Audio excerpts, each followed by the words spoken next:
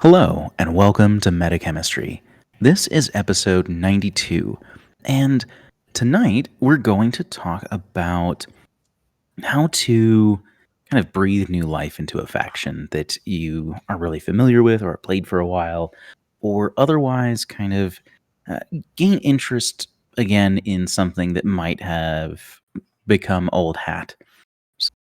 I'm sure a lot of players have been in the game for a fair while, and it can become kind of easy to kind of fall into patterns, run lists in similar ways, use similar strategies and things like that. And a lot of times, the solution is to jump to a new faction for many players. And I know I've certainly had that a lot myself, but um, there are some other ways that we want to talk about to kind of help alleviate that and otherwise kind of help rekindle interest in something that might have kind of faded.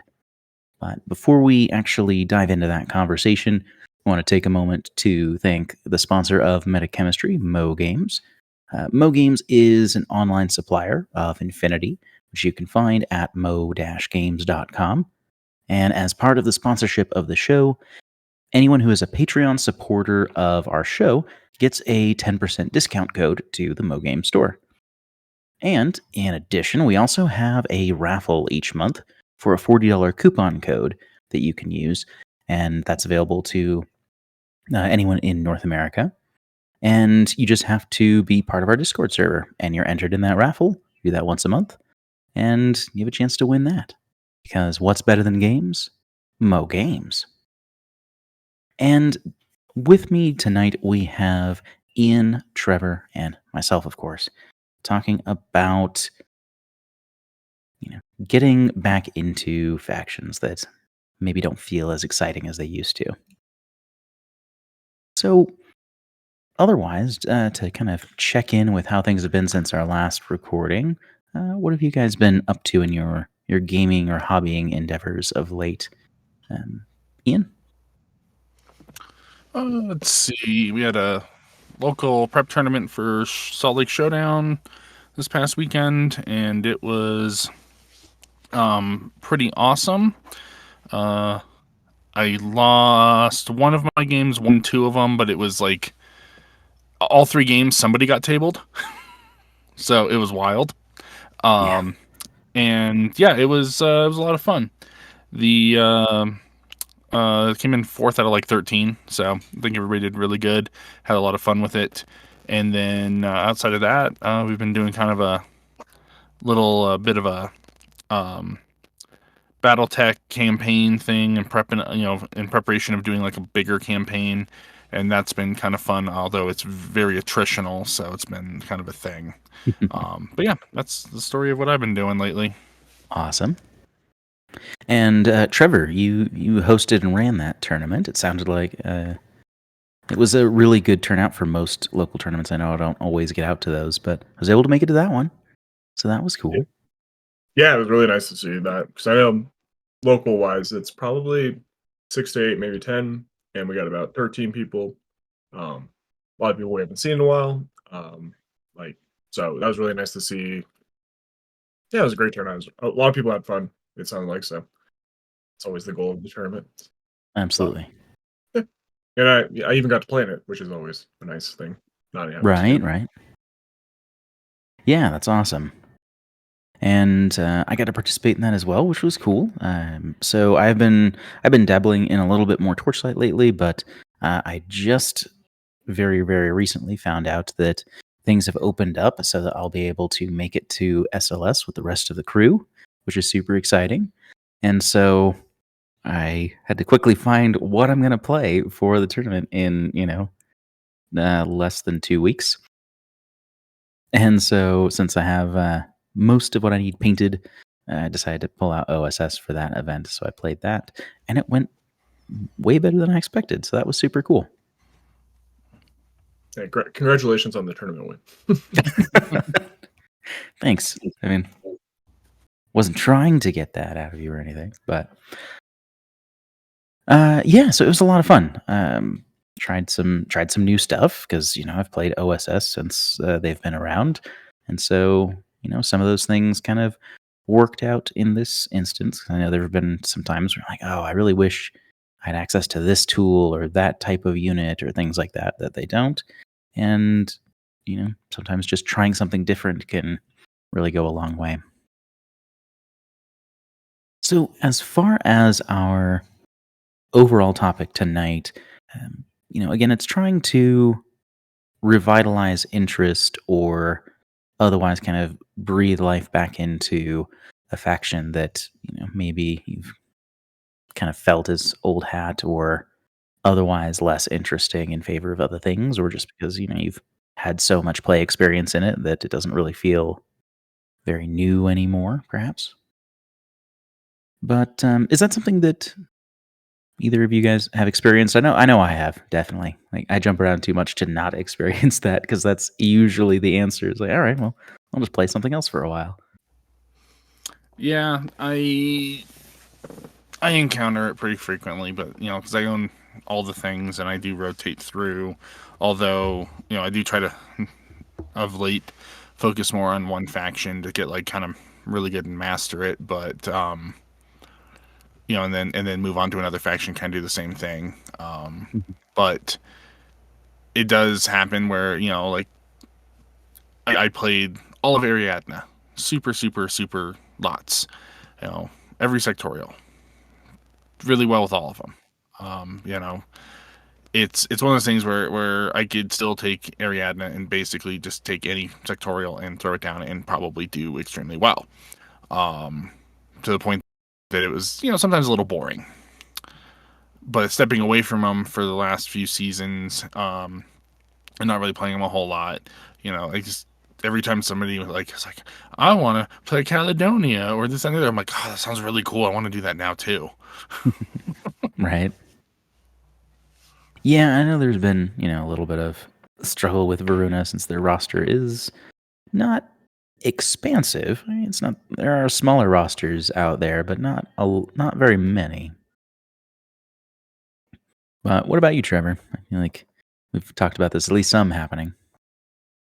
Yeah, I am definitely guilty of the grass is always greener on the other side of the faction. So, Yep. yeah, I think that's my biggest thing is sometimes you just see something you want to try or, a list archetype that you want to look at. And I have a pretty fickle attention span when it comes to that. I always look at the new shiny thing that my brain wants to explore. So I'm definitely guilty of hopping a lot. So. Yeah, I've definitely had that happen a fair bit. Where I'm playing OSS, but I wish I really had a better repeater access. I'll play some Tunguska, and that'll be cool. And then like, oh well, I wish I could do more cool heavy infantry stuff. And I'll play Torchlight, and the wheel keeps turning. Not that either of those factions can't do those things, of course, just that they don't do it as well as the others. So there's that. But sometimes it's just either, maybe it's not really an option to hop factions, um, or maybe you just really want to kind of push through and try and make something work with the one you're currently on. Like I know, so Ian, I know that you kind of take up a Patreon poll each season over the last several seasons, and they pick your list, and it seems to be Pano or Pano adjacent each year, which is kind of interesting to me. Because let's see, it was Neoterra, then Foreign Company, then Varuna, right? No, in NCA we didn't actually get a full one on. But Oh, yeah, okay. it was. But yeah, Foreign Company and Varuna are the two since we started doing it. Gotcha. And Foreign Company was a lot more fun. Fair.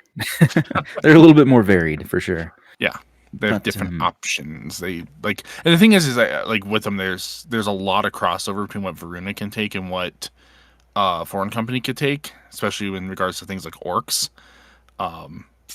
So that might be a little part of it, but a lot of the Foreign Company options seem to jive with my playstyle a lot better. Yeah, which totally makes sense. Because there are definitely times where it really is just a playstyle thing. Like, hey, I wanted to dabble in this other thing that I don't normally try to do. And it turns out I just didn't really like it that much, and I was happy where I was before, or whatever the case is. So that can certainly happen, of course.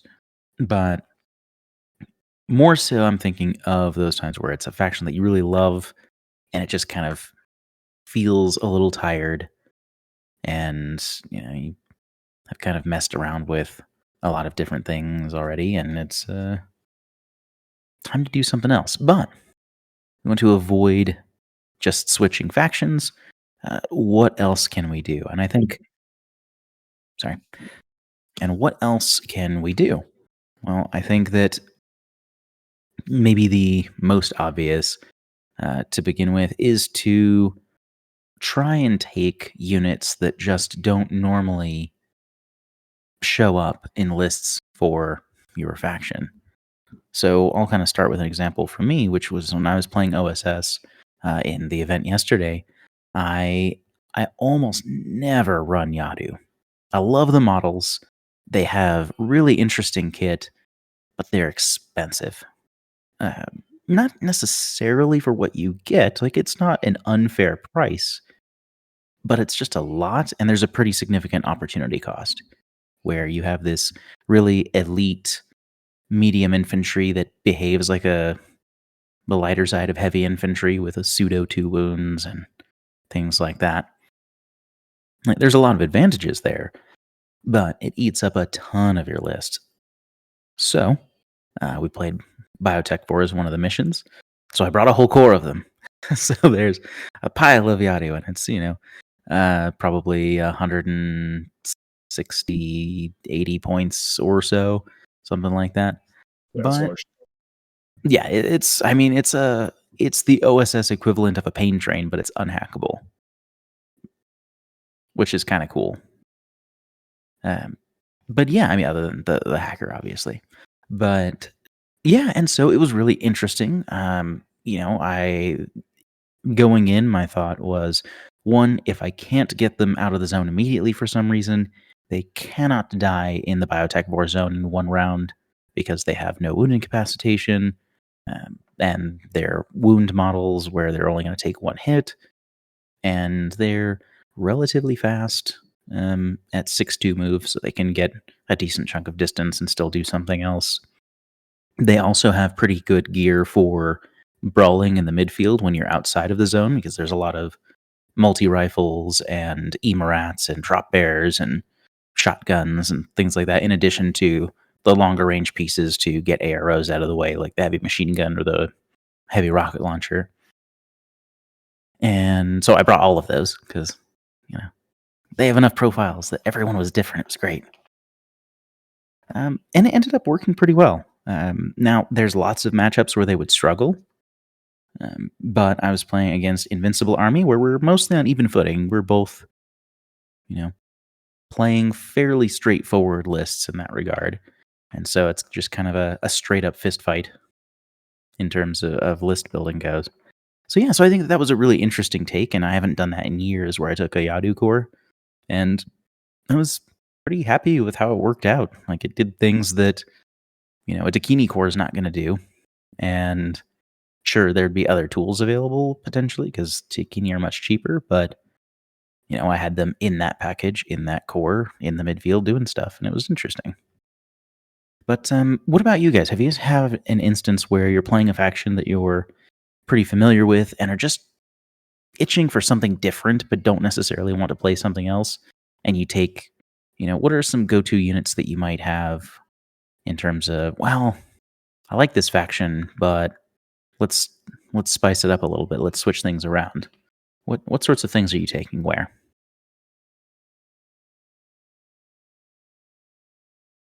I know for me, playing more Caledonia, getting ready for SLS, and another tournament example. I know with list building, I was kind of running into an issue of having 5-man core and a 3-man Harris, and I was trying out Mormers and I was trying out Wolver Harrises, and I was having moderate amounts of success. But the thing that hooked me into Infinity when I first got started in N3 was the Scots Guard models with those capes, and it was an awesome box, and that's kind of what hooked me into Infinity. So I've always wanted to make them work, and there was one of those Harrises that I couldn't get to work compared to the Wolvers and the Mormers, but I just wanted to find a way to make that unit work. For So sure. after some list building and some trying out some ideas, I ended up trying the camouflaged version of the Scots Guard. I had some points. I ended up picking the AP Spitfire, and ever since then, that's been the one thing that's made my lists really successful because it gives me, pretty good gunfighter with an AP Spitfire. So can take out those big heavy infantry, and it just kind of unlocked a lot of things for my lists, and I ended up starting to see more wins with my games. So it was like one of those weird things where I wasn't expecting it to kind of solve some of my issues, but was kind of happy I tried something that I didn't think was going to be super viable um, in Caledonia. Yeah, for sure. And it helps that, like, it's always nice when it lines up with a really cool model. Like the AP Spitfire Scots Guard is like, I don't tend to like most Ariadne aesthetics, but it's a pretty good one. Yeah, the old one and the new one are both fun for different reasons. So yeah, I'm glad now they have two cool models. So. Yeah, definitely. What about you, Ian? Have you had those instances where you found a just kind of an interesting unit or two that you splashed in somewhere either on a whim or just to try something different, and it ended up being a lot more interesting than you thought? Yeah, here and there. It's usually like when I try to take something that does kind of the opposite of what the faction's good at. So like if I'm playing Pano, but not military orders, like trying to throw in some CC stuff to see Mhm. if I can make it work, or um, if I'm not playing nomads, maybe I'm trying to make like effective hacking. Again, maybe I'm trying to do effective hacking with Pano and all that Whip 12 nonsense. It can be a little bit of a challenge, but sometimes trying to lean into the options that you don't really have, that you aren't really good at. So that's kind of where things can become interesting in looking for options that aren't normally used, or kind of sticking with the Pano thing. If you're playing like Neoterra, I think one of the interesting options they have there is the Black Friar, actually, and I don't see it used a whole lot in Neoterra. I shouldn't really see it used a whole lot anywhere, to be honest. Fair. Now that they're like got the linkable option, it came out a little bit more, but I still like the basic BioVisor multi-rifle one. I just think it's not only a really cool model, especially considering it is kind of early-ish N3 at this point, but it's just Yeah. a cool profile, kind of like a weird solo camo hunter kind of guy. And so I like to throw him in if he's an option. I think he does really well in Neoterra. He has a place in military orders. Even vanilla is a pretty solid place for him. But I don't see him played a whole lot because he is kind of niche. But I like the niche that he occupies. So I think that's a cool one to take.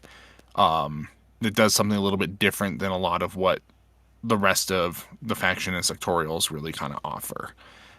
Totally. That's other side of this though is that like I said, we're not talking about necessarily hopping faction, but let's say let's hop half a faction. And I'm saying if you get a little bored with like what you're doing, look into some of the NA2 sectorials. Sometimes it's just getting some options from some other factions to kind of just freshen up, give you a little bit of different play style. See what some of those combos can do because they can be very different or reinforce what was good about and what you liked about your original faction in a different way. Yeah. Yeah, I think that's a pretty fair assessment. Yeah, what's interesting about kind of suboptimal choices in sectorials in my mind, it's that usually the things that are taken less frequently in sectorials, they don't tend to be outright bad profiles most often. It's almost always that it's an opportunity cost for something that the faction usually wants more.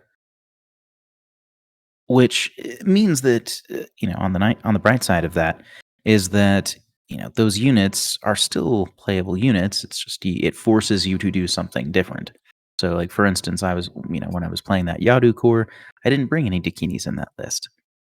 Like, okay, well that's very different. But then that means, oh well, I don't really have as much impetus to bring an Evo hacker.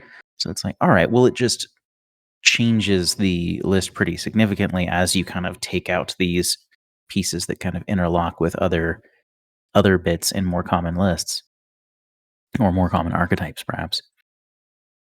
So I think that's kind of fun, where like one thing that kind of is another example is looking at Rama Task Force, and you have like the heavy infantry is generally a pretty neglected category in Rama. um, I find I shy away from it because what I like about the faction are the cool super soldiers and stuff. But like you have some pretty decent stat lines on things like the Janissaries and the Alpha Seeds and things like that. Um, I do make an exception for the Sunduk boot. That thing's cool. It's a remote. Let's be honest. A little It is box remote. Yeah. It's a remote like the Sujian's remote. Yeah. But yeah, so I think it can be fun to do that, especially for pickup game nights where it's kind of I almost want to say safest time to experiment. Like there's nothing on the line, it's not stressful, you're going to hang out and just play games, and it's a really good time to try out some of these things where you can just see if something speaks to you that you might not have considered or have generally heard is not very good or otherwise ineffective or not worth it versus this other option. And we've talked about the virtues of being able to experiment before, and I think that's very important for Infinity. But yeah, I think that kind of switching up units and taking a few things here and there can actually end up altering things pretty significantly. But beyond that, you can also kind of take this a step further, right? You can do not just, okay, well, I'm going to take a unit or two that I might not normally take. One of the things that I find kind of interesting as an option for like switching up how you play a faction is to kind of come at it with a strategy that is a little bit unorthodox, or at least unorthodox for that faction.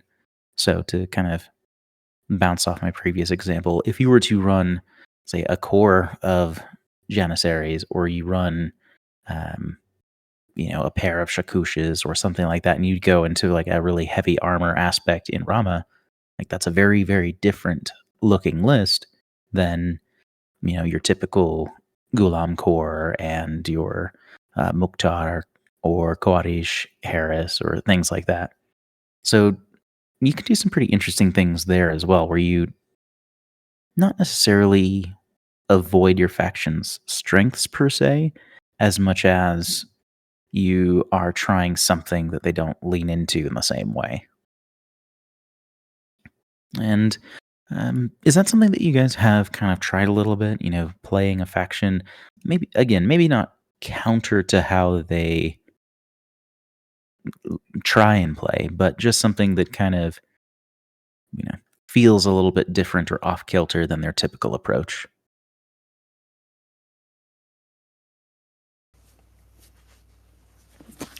Yeah. So, like, one of the reasons that I wasn't really a big fan of Tardy Army Corps was that it generally felt very kind of easy to play, because it is one of the few sectorials in the game where you could legitimately make a very strong, very viable 100% camouflage list. Sure. And in my experience, that list is not super fun for me to play or for my opponents to play against. but it can be very effective. So one of the things that I did like doing with Tartary, which was trying to go the complete opposite direction and try to make lists that just didn't use any camo. Because like their camo is very effective, and especially when you're looking at things like Spetsnaz and the Scouts, Strelocks. These are all just like kind of become staples of how you build lists for TAC. But try to go in and do the opposite, do none of those options. Lean into some of their other stuff. Like heavier into Frontoviks, veteran Kazakhs, things like that. That are also immensely good options, but you would normally, if you saw them in a list, it would be a couple of them, not necessarily full link teams of them, because there would be enough camo to kind of make up that difference. So that was something I played with for a little while. It was interesting. It was fun. I liked it. Said it was a little different than a lot of the ways it often gets played. I feel like Tartary gets, it feels like most of the times I see it play, it gets probably half of its options that are in any given list are some form of camouflage. So trying to lean out of that and doing some of their other options, which again are very good. It's also very viable. It's a very different play style. It actually, if you build it right, it almost plays weirdly like knockoff Pano. I kind of see that.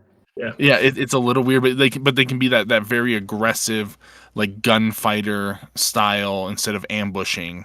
Especially with the Vet Kazakhs, like they are very much falling in line with, um, you know, heavy infantry pain train kind of stuff. Sometimes even like more of a threat just because of the T2 rifles and things like that. So they can be very successful doing that. Yeah, and there's kind of a hidden benefit there as well, right? Where, your opponents who are fairly versed in the game are, you announce a faction before you're playing and they expect one thing, and that's very much not what you have. But yeah, what about you, Trevor? Any instances you can think of where you've kind of tried a strategy that feels very different to how a sectorial, maybe, for lack of a better term, is intended to play? yeah, I had that recently. Kind of revisiting Tunguska and kind of looking at it and hadn't picked it up in a while. And they're very good at hacking. They have a decent repeater net. I've always enjoyed Hollowmen, Harris's cores. More Hollowmen, more fun for me. They're great. Yep. And the Zonautica too is another favorite of mine. But I have a painted Salamandra that has seen the table once, and that was back in M3. And Sure. it just felt really hard to make a Salamandra list that I thought was, in Tunguska's strengths, hacking heavy, stuff like that. For It's 72 points, but it still feels like it's too expensive to be effective. It Um, you definitely have to change how you write most of your yes. lists when you have one. That's for sure. So I kind of was trying to see if I could make something interesting or, and it ended up being I leaned away from maybe some strengths of Tunguska so that it's not hacker heavy. I think I have one hacker with the Interventor Lieutenant. Mhm. Not many repeaters, maybe a Securitat repeater, but I went heavy into a lot of things I don't usually bring. Um, like more Securitats, cheer killers, and then I made a bounty hunter Harris, which I don't ever touch bounty hunters in Tunguska. But that new Spitfire fire Yeah. profile, with Saforza and another bounty hunter just to kind of cheapen it up. And it actually got me really Mhm. excited to kind of see something, totally different than I would normally play that doesn't really lean into their strengths. It's more just bullets and orders. It's probably, I think, 13 or 14 orders. It's kind of weird, but it just kind Yeah. of feels really strange. I just found the cheapest things and I actually kind of like that. So that's been kind of one of the examples of like, I guess, revisiting something with a different strategy and kind of it came out a happy accident. So Yeah, and I find that I can't always make this work with some factions, but one thing that's been kind of interesting sometimes is to build to a particular theme. So like one thing that was kind of fun is I had kind of thought like, okay, well, Neoterra is looking pretty cool. You've got all kinds of cool stuff now, and like, what's a list going to look like that doesn't have any bolts whatsoever? And then I started adding some things in, and then I started thinking like, oh, well, this is kind of neat. Like, well, we can just lean into like the hexahedron aspect of it. So then I put in 2 hexa snipers. I'm like, okay, so we're gonna go with like a kind of a secret Black Ops sort of list. I'm like, all right, so we're gonna go with Max CVA locusts, and we're gonna bring Camo Uma, and we're gonna have some peacemakers support in the midfield. And so, there's which normally you might not attribute to Neoterra, but there's 5 models in the midfield, 7 if you count Oxbots, and or 8 actually, because if you count Oxbots. And yeah, there actually aren't any fire teams at all in it, which, some people might say that why are you playing a sectorial in that case? But I mean, I've you know, done that to great yeah, success. yeah, it can definitely work, and it's different, and sometimes you need fire teams, but in this case, it's just leveraging a lot of mimetism -6 or a fair amount of mimetism -6, and a couple other, uh, like going through some hacking options, and getting like peacemakers up the board further and things like that. And like there's a bullet here for more mimetism and things along those lines.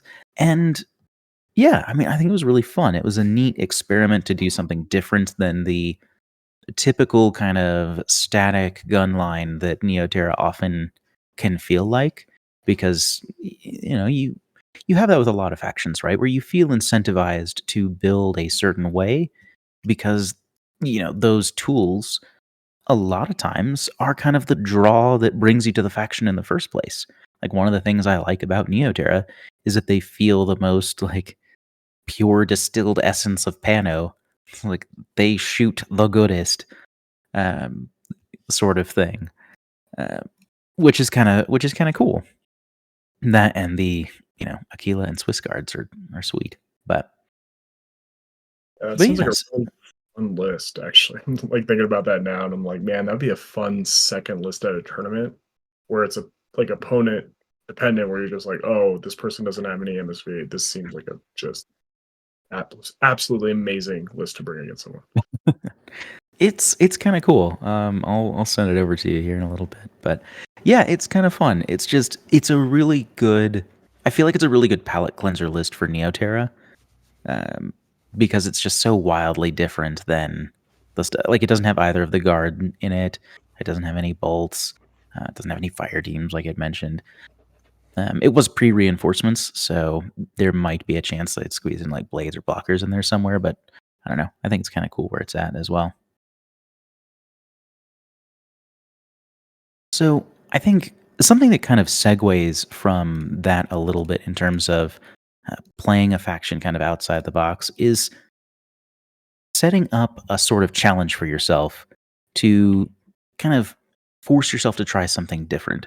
So, like with the Neoterra list I was talking about, um, the challenge it was originally a challenge of not bringing bolts and kind of turned into a what if it's a cool like secrets or not secret service, but more like a you know Black Ops operation type list. A wet work team.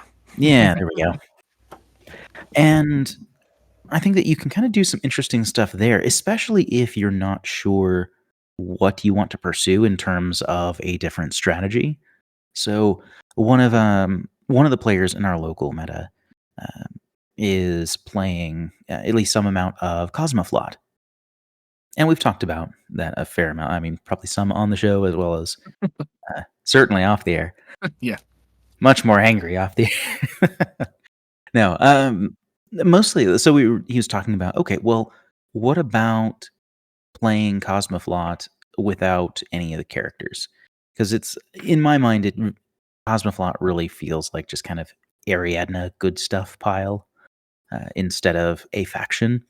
And so that was one of the things they brought up. I'm like, okay, well, I'm going to try and write lists that just use non-characters and also try and lean into new units that came out with the faction. So generally the mostly Space Ariadna units and some other things, but no characters. That was kind of a hard line.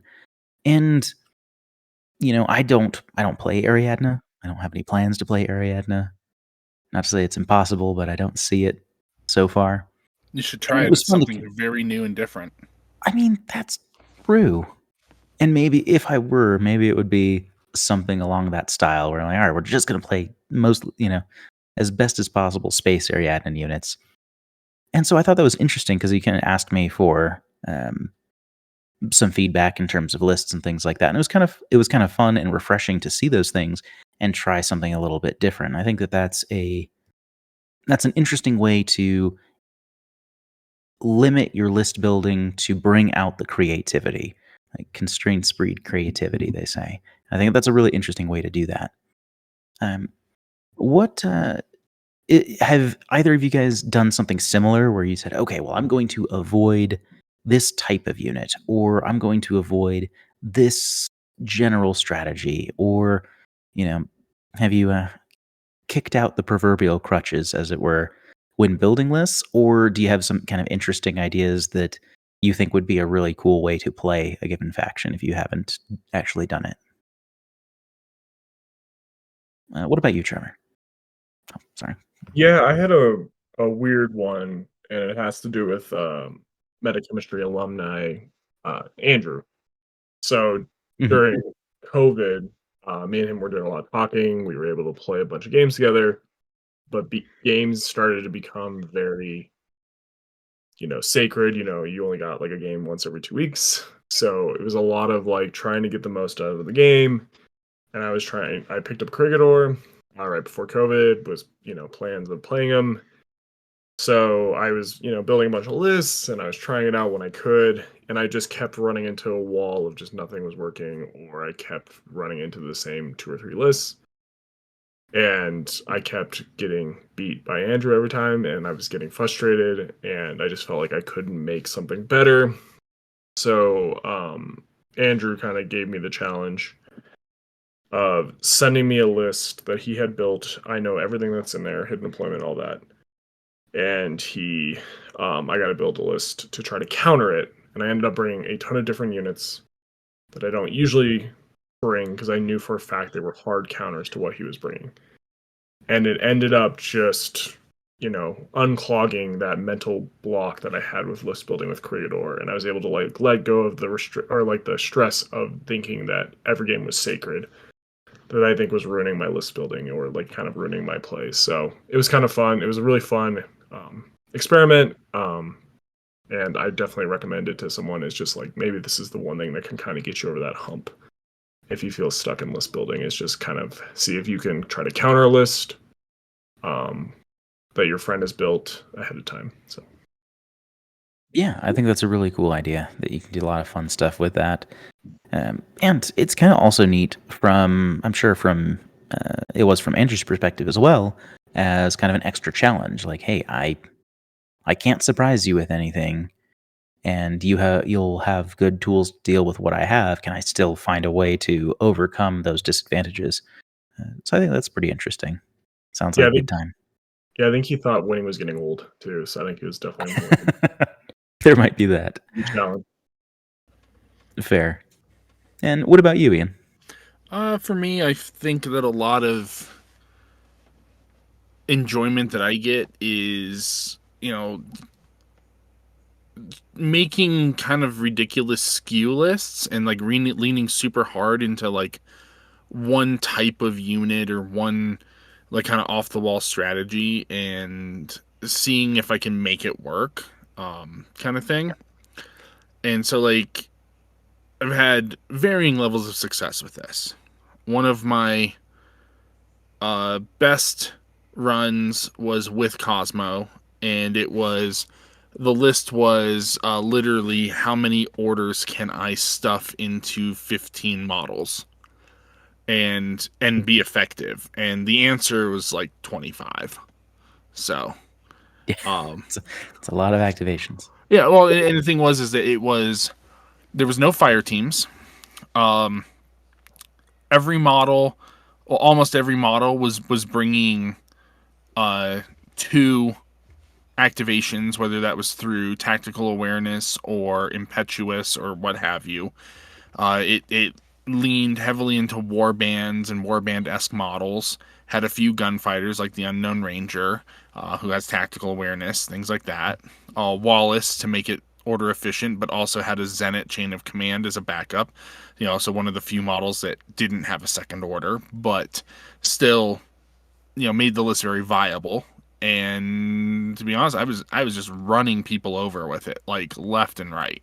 Like it was just it was too many activations for most people to deal with, and with so much smoke and template weapons that it was fast, it would get there pretty reliably and just force bad decisions. So it was definitely beatable. I took plenty of losses with it, but in general it would run people over as it was skewed very hard into that.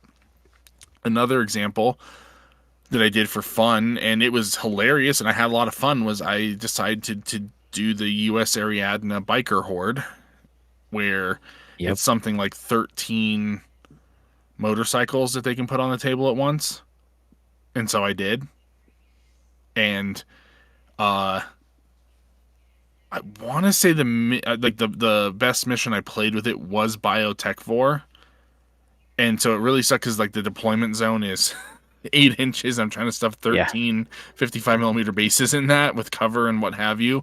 So it was kind of a thing of just like, okay, this one's gonna go and it's gonna lay out smoke and hopefully get that down, so now the next one can go and the next one can go and the next one can go, and just kind of do the line of smoke and get everybody up and out. But it actually surprisingly worked better than expected. But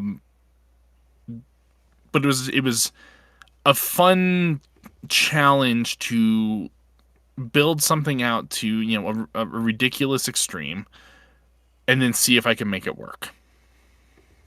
Sure. Yeah. This wouldn't have happened to been during season 13, would it? No. It was before that. Oh, okay. I was gonna say, I would have had a lot more legs during Frozen Roads with Yeah, all no, of the unfortunately Cyclops. it was before that, and not all of my stuff had mimetism, so it was actually a little bit more dangerous. Yep. And they But weren't it all was still fun. specialists, and Yeah, they weren't all specialists and what have you. And I want to say that the Desperados were the more expensive. They were 8 or 9 points instead of 5 or 6 points because they had it was in N3 when I did it. oh, okay. Yeah. That could be. But yeah, it was right when they added the 112 doctor on bike option. Mm. But Gotcha. it was Yeah. it was a lot of fun. I think my opponents were just kind of like, how do I deal with this, because it's so fast. Bikes weren't linkable at the moment, so that was another thing that made it a little harder. But again, everything was getting basically double activations, so Right. Yeah. Yeah. And I think another interesting way that you can approach this sort of alternative style of list building, besides either a very specific goal or giving yourself a particular challenge or restriction. Trevor, I know you'd mentioned this a little earlier in terms of getting lists ahead of time, and I think before we started recording, I thought it was really interesting when you were talking about building lists for your opponent, or even just and I've done this before somewhat, where someone's like, hey, I'm not sure what I feel like playing. You want to write me a list for this faction? I don't play that faction. Even better. Good. Then you won't necessarily pick the basics. And I think that can be a fun way to do that as well. I mean, if you're swapping lists with your opponent, or building a list for your opponent rather, then you kind of know what to expect in terms of here's what's going to be on the table and here's any hidden information, things like that. But for a more typical experience, having someone write you a list for a game that's not going to be your opponent, I think is a really fun way to kind of take a look at your faction from a different perspective, where okay, someone looks at a profile and they see something that like, oh wow, this looks really cool, like I actually wish I could take this, I'll put that in there. But you might not have thought about it because it's not considered a particularly good profile in your list otherwise. um, so that can be kind of a fun way to go about that as well. If you're having sort of a list builder's block, as it were, that can kind of give you some ideas. Which I know, like Ian, I know you've done this for me on occasion, where I don't necessarily take all of the suggestions, but but at least it gives me a basis of something else. I'm like, all right, I can see why that might have been put in there.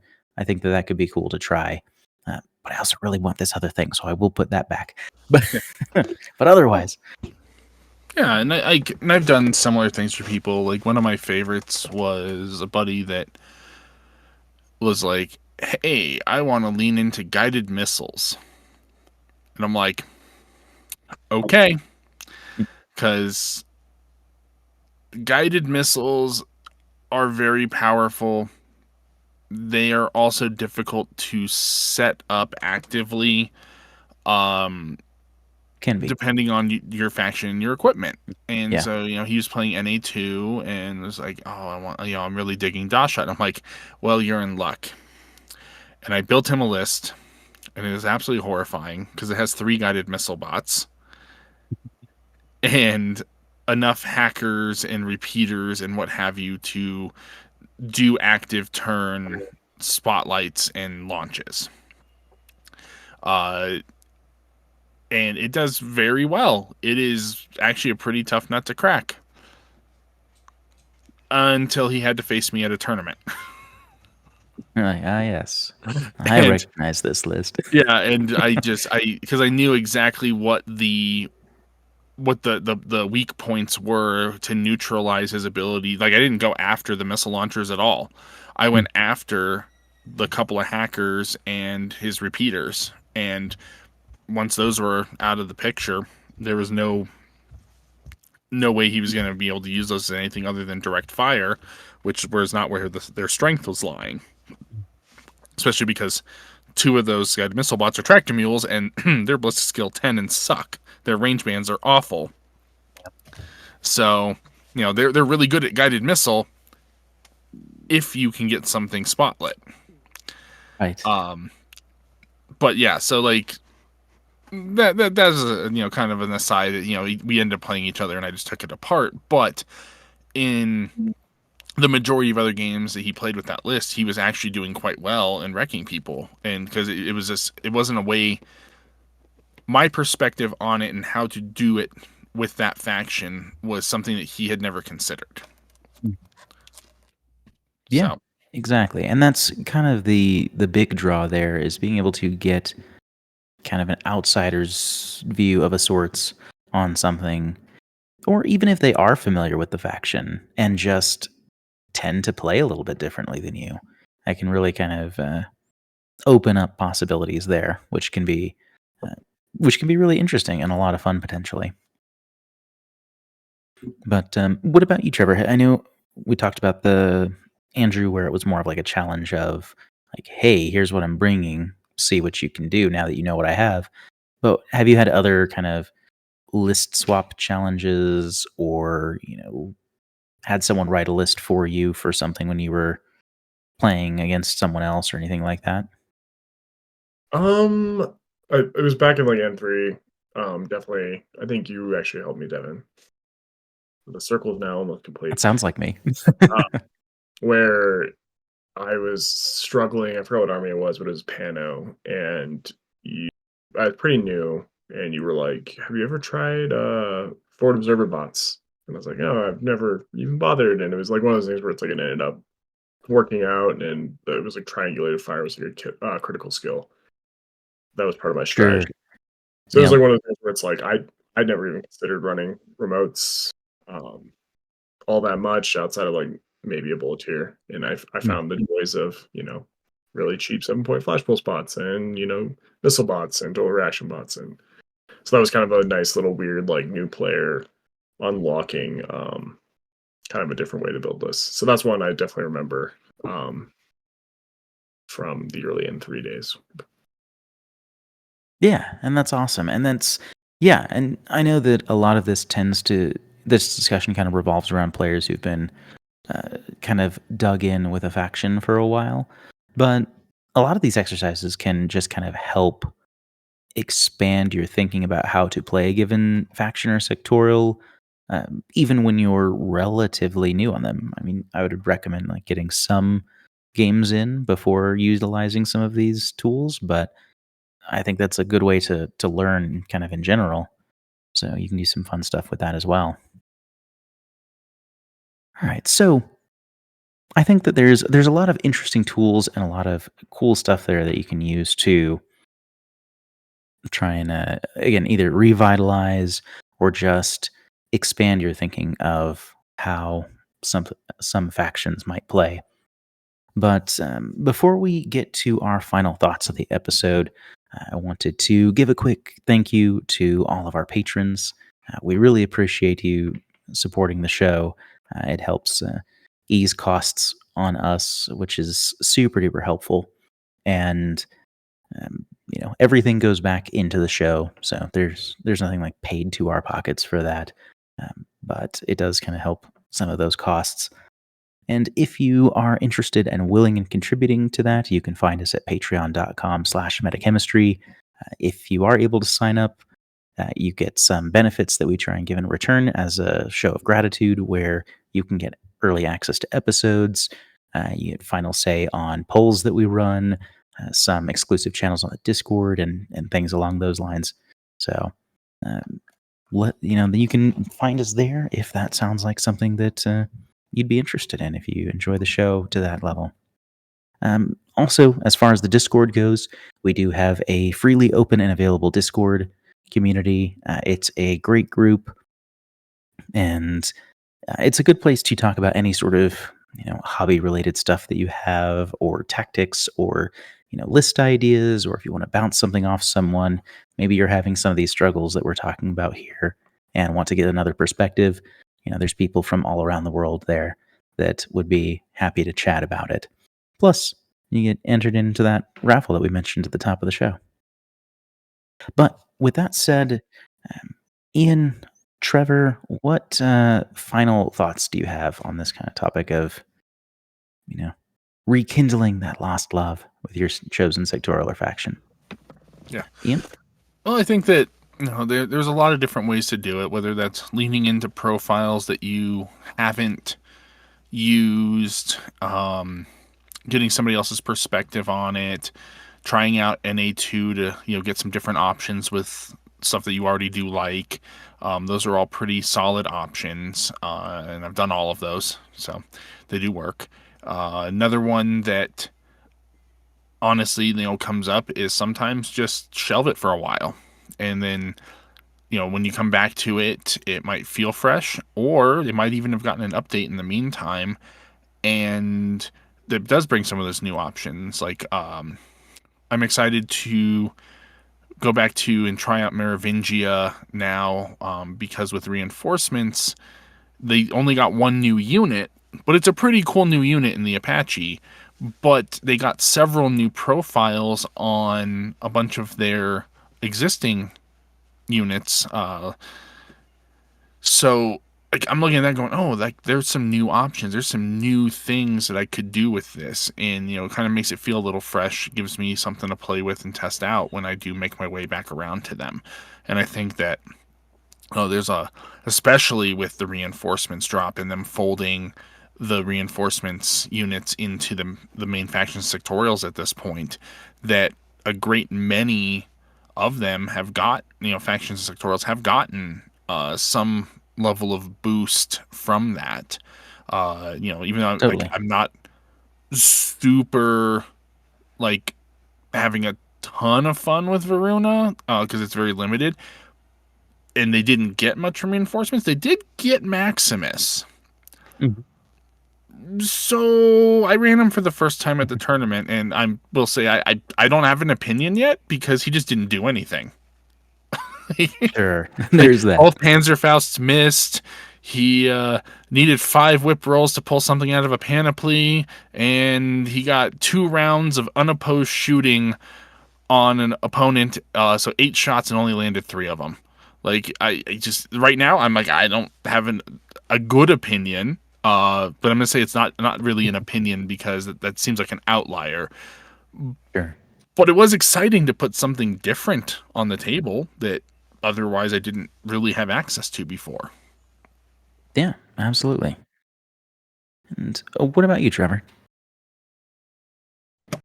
Yeah, kind of piggyback off of what Ian said a little bit. I know with kind of playing a lot of Scots with Caledonia and getting kind of tired of men in kilts and tartans.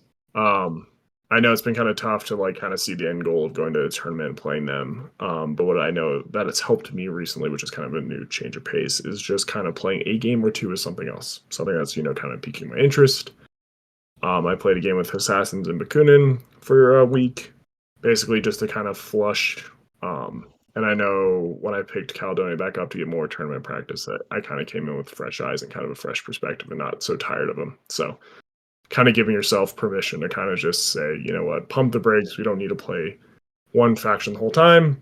And you'll come back and it might just be enough just to be like, you know what, yep, I do appreciate 15 orders and I do appreciate those angry Scottish men with claymores and kilts. So There you go. Yeah, and I would say that if you were to boil down a lot of the advice that we've talked about during this episode, it generally comes down to experiment, to try something different, and just to kind of not limit yourself to the things that you're comfortable with or are used to using and things like that. And I think that because you're experimenting, it's also very important to remember that there's a good chance that it won't work very well.